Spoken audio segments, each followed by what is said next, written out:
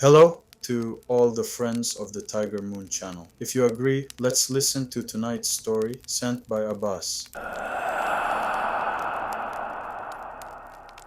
Yes, I am sending this story to the channel from my diary. Years ago, when I had only been working at an office in Tehran for 2 years, I had made three good friends named Akbar, Ehsan, and Golam Reza. We were very close, and even the dates of our marriages were very close to one another. We got along extremely well. But our friend Golam Reza was always bragging about his Uncle Hossein. Every time we started talking about something, he would say, "My Uncle Hossein is an expert at this." The way I had calculated it, Gholam Reza's Uncle Hussein was an expert at butchering, baking bread, barbering, car body repair, bead embroidery, metallic thread embroidery, beadwork, blacksmithing, mechanics, construction, driving, and pickpocketing. In short, he was an expert at everything, which obviously didn't make any sense to a sane person. Every time we got angry and said, "How many years has this genius been working to master all these jobs?" Gholam Reza would go quiet, or he would joke and say, "It's none of your business." One time I said to him kindly, as a friend, "Look, brother, for example, a television repairman has to work for at least 5 years before he can become an expert in this profession. How is it possible for your uncle to be the best at every profession?" But all he did in response was shrug his shoulders and say, "Well, that's just how it is." Eventually things got to the point where, to prevent Golam from saying, "My uncle Hussein is an expert at that too," we had to insult ourselves or one of our relatives at the end of our conversations. For example, one time after I finished talking, I said,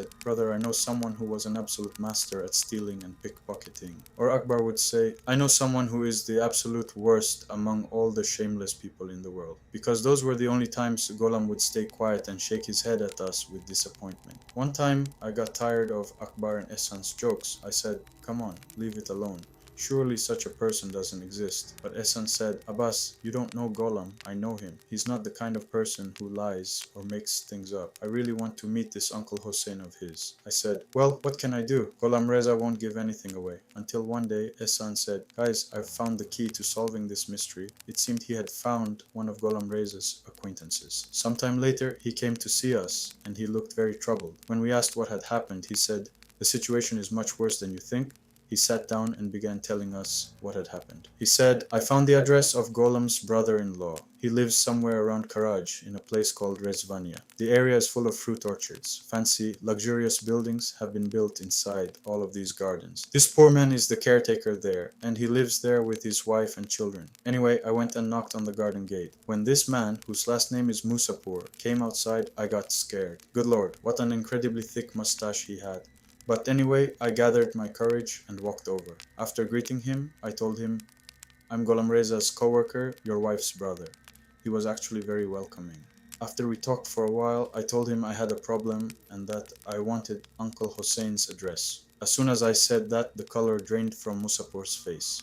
He said, "First of all, if it were something you were supposed to know, Golam Reza would have told you. Second, there are all these people who know him around here and they don't even dare to mention Hossein's name. And you just show up here asking me for information about my wife's uncle? Go find something else to occupy yourself with. Don't go looking for adventure and trouble." After saying that, he went inside and shut the door. Honestly, the man had such a huge mustache that I couldn't even see his lips or mouth. When he was talking, I couldn't even see his mouth opening and closing. I was honestly scared too, so I stopped asking questions. When I was leaving, one of the neighbor women who had seen me grabbed her child's hand, went inside her house, and closed the door. When Asan finished telling us everything, Akbar and I said, "Forget it. We should just forget about this whole thing. Maybe it's something we aren't supposed to know." Some time passed. One day, Akbar came and suggested that the four of us go to the north for 2 or 3 days and have some fun as bachelors. We all agreed. The office was closed Thursday and Friday, and we took Saturday and Sunday off as well, so we hit the road. At that time, we drove Akbar's 1960 Paykan toward Ramsar. As you know, back then there were no Chinese cars in Iran yet. The Paykan was the king of Iran's city and intercity roads. Before I continue the story, I should tell you that I am extremely afraid of frogs. It is a sudden and irrational fear. You could say I have a phobia. Poor Golam Reza, on the other hand, was terrified of places like swimming pools or the sea, anywhere with a large amount of water gathered in one place. Of course, he liked walking beside them and enjoying the scenery, but he had absolutely no courage to swim or even put his feet into the sea. Our destination was Ramsar. Before reaching there, we spent half a day inside one of the forests. As soon as we arrived in Ramsar, there was a row of wooden buildings directly across from the sea. Each one had small 3 by 4 meter wooden rooms. We rented one of them. Thursday and Friday passed peacefully until the afternoon. On Friday evening, Ehsan and Golam were taking a nap inside the room when Akbar tapped me on the shoulder and said, "Brother Abbas, come with me. Let's go into town and buy some things. We don't have anything for dinner." I said, "Okay," and we left. On the way back, he threatened me. He said, "Abbas, tonight I have something planned for Golam Reza. If you don't cooperate, I'll catch a frog from the forest and throw it at you." Well, I was genuinely terrified of frogs. It was something I absolutely couldn't control myself around. That's why I agreed, because I knew that if I refused to cooperate, I would definitely find a frog under my blanket that night. Anyway, we arrived back at the villa. It was already night when Akbar turned to Golam and said, "Brother Golam, it's not going badly. By the way, do you know where you are?" Golam laughed and said, "Well, Ramsar, obviously," but Akbar said, "First of all, stop smiling. Second, for everyone else, yes, but for you, this is the end of the world." Golam looked a little startled and said, "What do you mean, Akbar?" Akbar said, "What I mean is this is a place where even a donkey's voice wouldn't reach God, and yours definitely won't." That was when I realized something terrible was about to happen to poor Golam Reza. Golam kept asking me, "Abbas, what are they talking about?" But I said nothing, and the reason was my fear of frogs. Anyway, we grabbed the poor guy, tied his hands and feet, and took him toward the sea. It was nighttime, and even a normal person wouldn't have dared to step into the sea. Golam Reza kept screaming, "Let me go!" That was when Akbar finally spoke. He said, "Either you tell us everything about Uncle Osin, or we throw you into the water right here." Golam Reza gave in and said he would tell us everything, but Akbar wouldn't let up. He said, "You have to swear on the lives of your loved ones and on your beliefs before we let you go." Anyway, when Golam Reza saw that Akbar was getting serious, he agreed and swore. With all due respect, we took Golam Reza back to the villa. We untied his hands and feet and poured 4 glasses of tea. We said, "Okay, Golam Reza, now tell us. Let's find out who this Uncle Hossein really was and what he did." Of course, it was partly his own fault. He didn't have to constantly brag about this Uncle Hossein, but before he told us the story, he said, "You idiots, the jinn are involved. That's why I never told you." As soon as he said that, Akbar and Ehsan burst into laughter. Of course, I laughed too, but my laughter was fake, just so I could fit in with everyone else and avoid getting myself into trouble.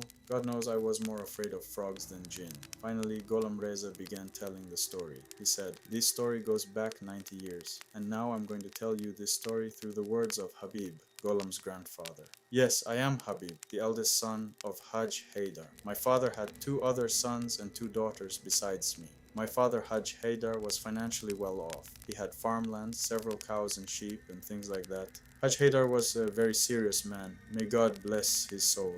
He had a somewhat harsh personality and never explained himself to anyone about anything. Men ruled our household as well. But the important thing was that everyone, young and old, even the Khans and the local landlords around the village, respected my father. Or, to put it better, they were afraid of him.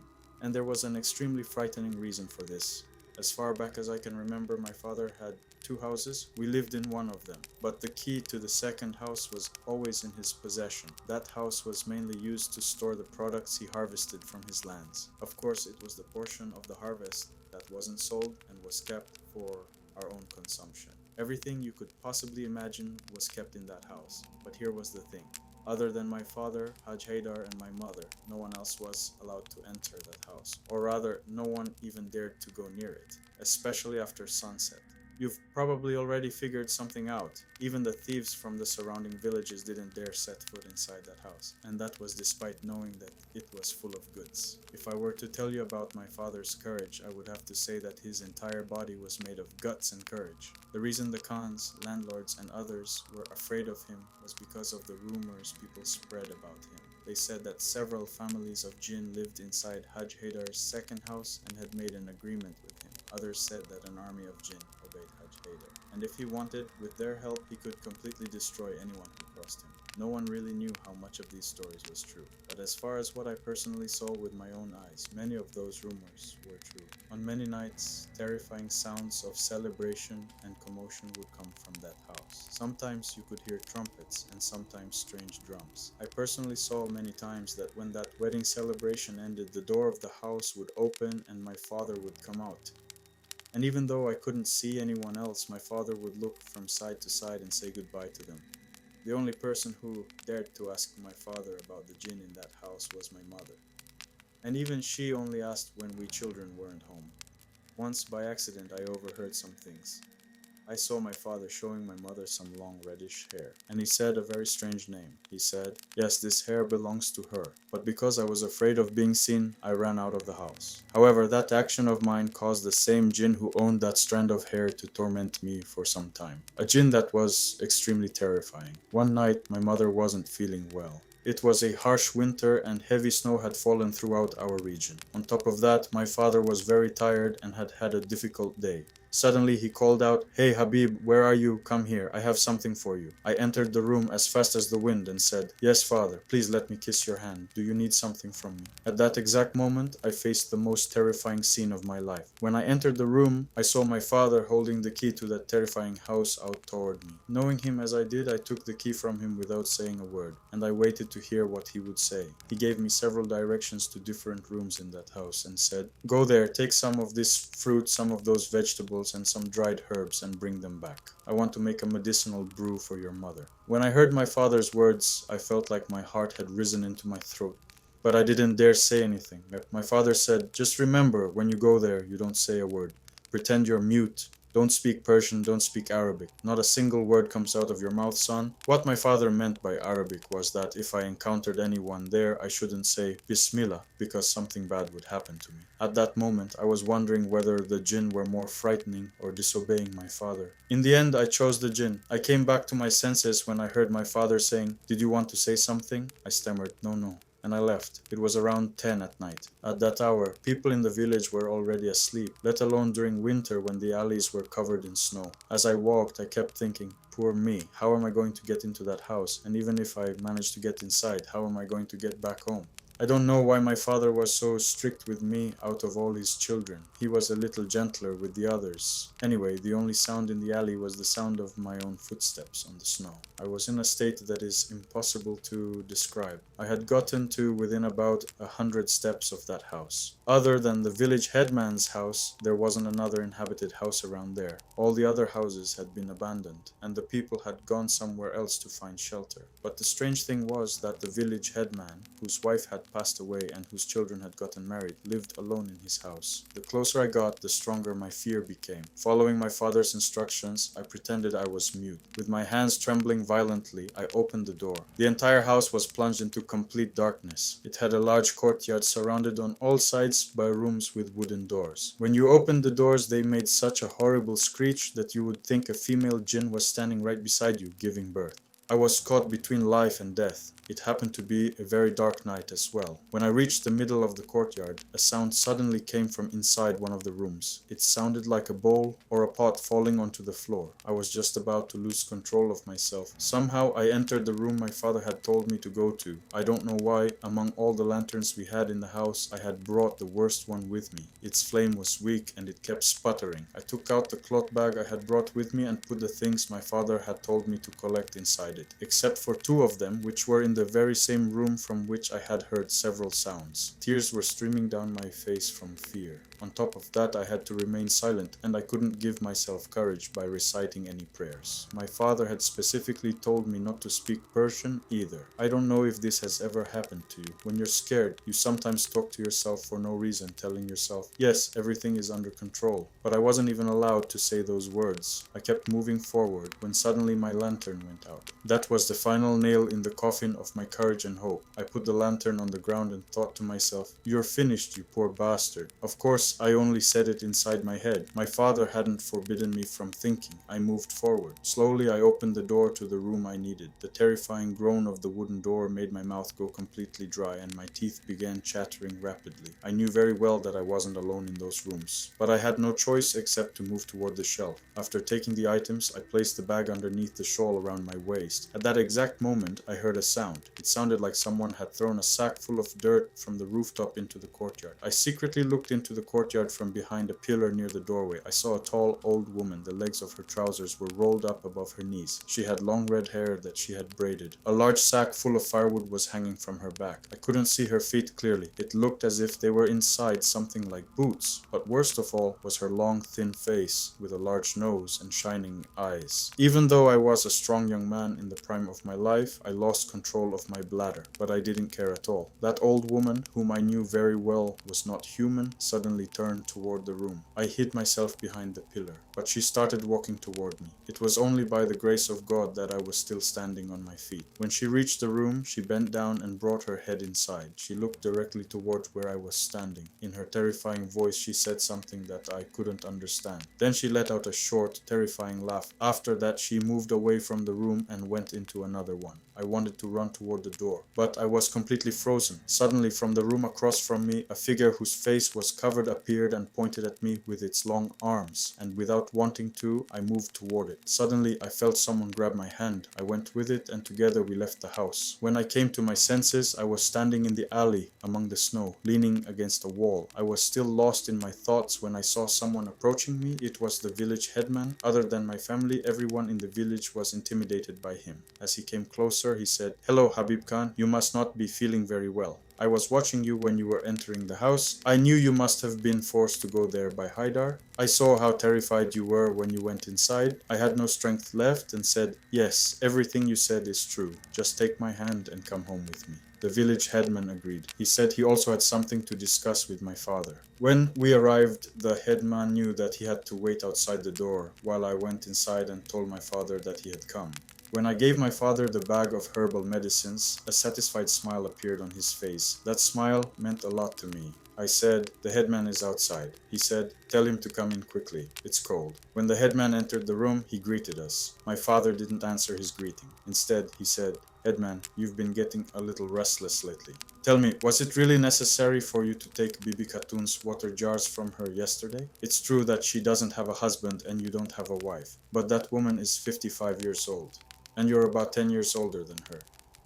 Getting into trouble at your age." The headman, who was sitting politely in the corner of the room, said, "Haj Haidar, I came here to tell you two things. One of them is this." My father said, "Go on, let's hear what you have to say." The headman said, "You already know the first one. A lot of people have abandoned their homes and left, and it's because they're afraid of your house. Ever since my wife died, I've been living alone. Every night, the screams and noises coming from that house make my flesh crawl. Please do something about it. And the second thing is that I convinced Bibi Khatun to marry me. But because your house is so close to mine, she's afraid to marry me and come live there. Otherwise, she has no problem with me." My father interrupted him and said, "Your first point was nonsense. If there is something in that house, it belongs to that house. It has nothing to do with anyone else. And as for your marriage, what do you need a wife for at your age?" The headman said, "Haj Haidar, I must see something in myself that makes me want a wife." My father suppressed a laugh and said, "There's no problem. Tell Khatun on my behalf that if she refuses to marry the headman because she's afraid of my house, I can't guarantee that they won't come after her. But if she becomes the headman's wife, I guarantee that they will never come after her." The headman was overjoyed. He put his hand on his chest and backed out of the room while repeatedly saying, "May God never diminish your greatness." As it turned out, Khatun understood exactly what my father meant, and she became the headman's wife. Several years passed like this. By then, my father had grown old. He was nearing the end of his life and was bedridden. One night, he called me and we talked for a long time. Among other things, he said, "You are my successor, and that second house, the one everyone is terrified of, will belong to you." My father confessed that several families of unbelieving jinn lived there and that they had no intention of ever leaving. He also said,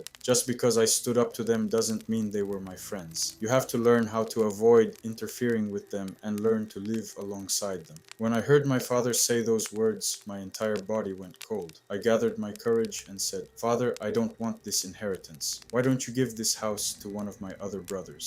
Even though my father was sick and weak, he slapped me across the face so hard that it felt like my soul left my body. Then he said, "This kind of questioning is none of your business. You surely remember what I told the village headman several years ago. So know this, if you do not follow my advice, there is no guarantee that they won't come after you." I never really understood whether they obeyed my father or not, but because of his threat, I accepted. Sometime later, the poor man passed away, and I became the second Hajj Haidar. I was forced to go back and forth to that house, but what I couldn't understand was why we couldn't simply abandon that house altogether. After all, the village wasn't like a city where every inch of land was valuable. You could move somewhere else or simply leave the house behind. Several months passed after my father's death, and I still didn't have the courage to enter that house. I had some crops that, because I was afraid of them, I had stored inside my own house. Every time my wife asked me why I didn't take them and put them in that house, I made up an excuse. She kept insisting. She knew what the problem was, but she kept asking why I didn't take them there. I would say, "Well, if it's so good, you take them there yourself." But one night I dreamed about my father. He told me, "Don't put off today's work until tomorrow, because it will trap you." When I woke up in the morning, I thought maybe the things we took into that house were somehow useful to the jinn, especially because my father had specifically told me that I had to take a lot of spoiled food and scraps of meat and throw them into the middle of the dried up pool in the center of the house. Anyway, I started going to that house, but I only went during the daytime. That was when people gradually began respecting me, more or less. But I told myself that I had to prove I was no less than my father. So one night I gathered my courage and entered the house carrying a lantern. At the entrance of the house there was a covered passageway with a stone-paved floor. I moved forward with the help of the lantern until I reached the courtyard. That was when I heard the terrifying sounds of children coming from the courtyard, but I knew I had to act normally. Fear would cause them to take control over me. As soon as I stepped into the courtyard, the children's game stopped and silence took over. Suddenly, something caught my attention. I saw a wooden beam about the size of a utility pole leaning against the wall. Its top reached the rooftop. I thought to myself, where did this come from? We never had anything like this before. When I put my hand on it, it threw me backward. Only then did I realize that a very ugly creature was leaning against the courtyard wall. When I looked at its face, even though I couldn't see its mouth at all, it started speaking, but I couldn't understand what it was saying, and in the blink of an eye, it disappeared and was gone. I hadn't even recovered yet when I heard the sound of a horse's footsteps. I pressed myself against the ground again when suddenly two short women wearing black chadors were standing over me. One of them brought her terrifying face close to mine and, in a muffled voice, said several times behind me, "They're angry, and they beat me so badly that I fled that house." Anyway, I went through a lot of hardship and endured many trials until I gradually became accustomed to the conditions of that house, and in a way, they began to take pity on me. When Gholam Reza's story about his grandfather Habib and his ancestor Haj Haidar reached this point, he said, "I won't tell you the repetitive things that happened to my grandfather anymore. But unlike Haj Haidar, my grandfather told his children that after his death they should leave that cursed house alone and never go near it again. This made his children very happy until after my grandfather died, Uncle Hossein, the same person I was always bragging about and whom you forced me to tell you about, told the others, 'I want that house. I'll deal with its problems myself.' The others said, 'Okay, it's yours.' Uncle Hossein was also very fond of women and partying. He needed a second house anyway, but he had found a solution that nobody else had ever thought of. Uncle Hussein had made a friend in the city who was an expert in occult sciences. He had told Uncle Hussein, 'I'll do something to those jinn in your house that they'll pack up and leave.' Uncle Hussein had paid him very well. Anyway, that man, who claimed to be experienced in such matters, used prayers and talismans to make the jinn in the house miserable. One night, Uncle Hossein was walking through a dark alley when an old man said to him, 'Hossein, are you willing to make a deal or not?' Uncle Hossein said, "What kind of deal would I have with an old weak man like you?" Suddenly the old man lifted his leg and showed Uncle Hossein his strange camel-like leg and said, "I'm not that weak either." Uncle Hossein stepped backward in fear, hit the wall, and nervously said, "It would be my pleasure and honor." Then the old man told him, "You are that man who performs those rituals. Don't bring them to that house anymore and stop bothering and tormenting us. In return, this time we will repay you for what you've done. There is only one condition. You must not tell anyone about this, otherwise you will bring misery upon yourself." Uncle Hossein agreed and left that house alone. At first he thought they would probably give him the location of some treasure, money or gold. But little by little he realized that he was becoming a jack of all trades. Whatever he tried to do, it was as if the knowledge of that skill was being injected into him. And gradually he gained a great deal of reputation and money, until after several years his wife kept pressuring him so much that Uncle Hossein made the foolish mistake of telling her everything. But he made her promise not to tell anyone. When Ghulam Reza's story reached this point, I, who hadn't even been interested in hearing any of it at first, said, "So what happened to your uncle after he told her?" I had heard that the old man had said that if he told anyone, he would bring misery upon himself. Gholam Reza continued the story from the perspective of his aunt and said, "Yes, after Hossein told us about his deal with the jinn, I thought he was just making fun of me, until the atmosphere in my house changed. Sounds started coming from every corner of the house, but I didn't really understand these kinds of things. Hossein couldn't sleep at night anymore. He constantly had terrifying nightmares and would wake up in fear, until that ominous evening arrived. I was in the kitchen and Hossein was sitting in the living room when my doorbell rang. Hossein went to open the door, but he came back in a hurry, completely distressed, and said, 'There are two women in black chadors standing at the door. They say their car broke down outside the village behind the old mill. I want to go help them.' Well, Hossein was a jack of all trades after all. I quickly went after him, but there was no one there. Just as I was about to turn back, I saw Hossein standing in the middle of the courtyard with his tools. I said, 'There are no women here.' But Hossein, without paying any attention to me, he started walking down the alley. He kept looking at the empty space in front of him and saying, 'Come on, sister, let's go.' And he left. But he never came back. Several people had also seen Hossein on the way, talking to himself as he walked. We searched everywhere. The police investigated as much as they could, but they never reached any conclusion. Hossein was gone, and the way he disappeared was very different from dying. When someone dies, their soul leaves, but their body remains. Hossein disappeared in such a way that even his body was never found. Yes, when Golam reached this part of the story, he said with a mixture of anger and emotion, 'Are you satisfied now, Abbas, you piece of trash? Did you finally understand where my uncle Hossein is?' After that, the entire trip was ruined for us. We didn't enjoy it at all. Poor Golam Reza was no longer the same Golam we knew before. On the way back in the car, he kept looking behind him in fear.